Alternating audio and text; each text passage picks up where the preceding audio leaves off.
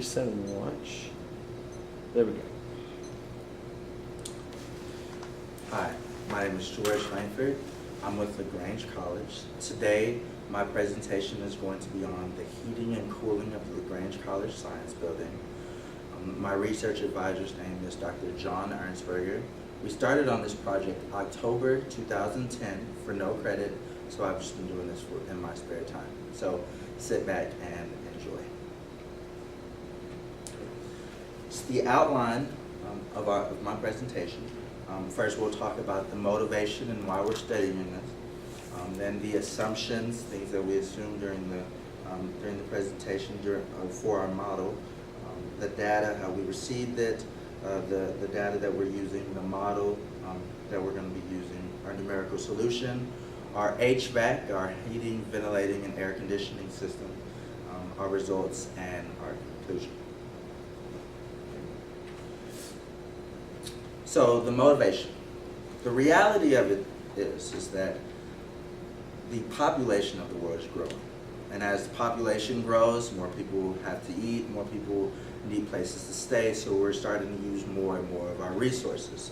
So increased attention has been put on trying to find ways to cut down on that usage. Also, our economy right now is kind of down for the USA, so different measures have been taken to reduce energy costs and reduce greenhouse gas emissions. Okay. Our goals, okay, are first off, I am a senior graduating. I'll be going to graduate school next year, so one of our top goals is for me to become a better programmer and to be a better researcher. This presentation, this project has helped me in both of those regards. And also, for a more localized sense as far as the college is concerned, we want to make a better heating and cooling setting for the college, which will, again, reduce energy usage and cut down on greenhouse gas emissions. So, this slide, what this is saying, okay, you can kind of see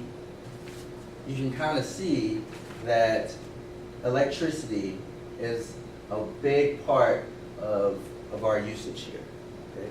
And you know that the air conditioning and heating, that's done by electricity, okay? So if we can cut down on the cost of that, that will drastically reduce our energy usage, okay? And this graph was given to us by a man named Oliver Ferrari. He did a presentation on sustainability for our school in different ways on how we can actually do better in those regards. This next slide, what it is, so you can kind of see here where our money is going as far as energy goes. So as far as every building on our campus. Here you can see the Callaway Science Building. We used $50,000 for the year of 2009.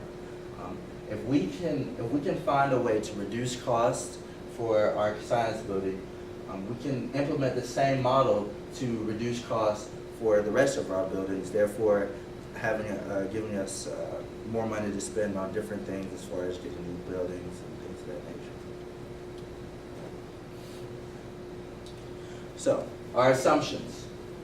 Our assumptions for our model, one is that we have a uniform and undivided space. So basically, in this room we have doors, you have the ceiling insulation and things of that nature. We're just assuming that we're in a box, basically, just a giant cube. So we ignore the doors and the windows, and so it's very, very simple. Okay, I'm gonna emphasize that.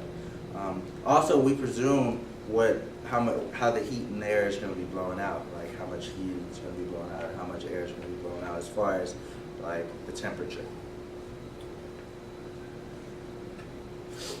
So the next thing is our data. It's kind of funny how this happened. Like I said, we started on this in October 2010. So our first meeting, Dr. Ernstberger and I were talking, and we needed data in order to model our outside temperature. So what I did, I tried to scuffle around and look at weather station, call up weather stations and things of that nature. And they were giving me the runaround, and I didn't get good information, so I was kind of frustrated. It was the day before we were supposed to meet again. I was supposed to have this information, and we have these things called cultural enrichments at my school, where we go to, there's a required amount, and we go to these programs to be culturally enriched. We might, do things on sustainability and things of that nature. So the presentation just happened to be about climate change. So I went to the presentation. I met a gentleman named Deke Arndt, and he was one of the chief officers for the National Climatic Data Center, and we exchanged emails, and he gave me the information that I needed. He gave me the information for the Atlanta metro area for the year of 2009. The reason why we chose that area is because it's an hour away from the Grange. It's the closest metro area to here. And you can kind of, what you can see here, this is basically the plot that that's plotted in MATLAB. You can kind of see all the points where you can't see them very well, but the X's show the points by the hour for the data. Okay. Now, unfortunately, there were some problems that we had to fix first. So one was the importation. Okay. When the data was given, the spreadsheet had a lot of extra stuff. It had like frequency numbers and like the location, so unusable things for my project. So what I did was, using MATLAB and the floor function and the mod function, what I did was make this data that was very unusable usable. So what I did was for the time and stuff like that. It was in increments of 50. It started at 52 minutes, then it went to an hour and 52, then it went to 2 hours and 52. So I got it all down to by the hour, and I got into decimal form to 4 significant digits. Just to give you an example, January 1st at 12 p.m. was 1.5000. So now I didn't want just a bunch of dots, right? I wanted like a graph so I can see the trends. So what I used was a spline. Now what a spline does is that, and I use the spline function in MATLAB, what it does is that it makes a smooth curve through 3 points, through any 3 points in a graph. So that way, with that, I can kind of see what's happening instead of just looking at a bunch of dots, because there was exactly 10,405 of those, and that would be very difficult to see trends just based off the dots. So we use the spline function to make a smooth curve.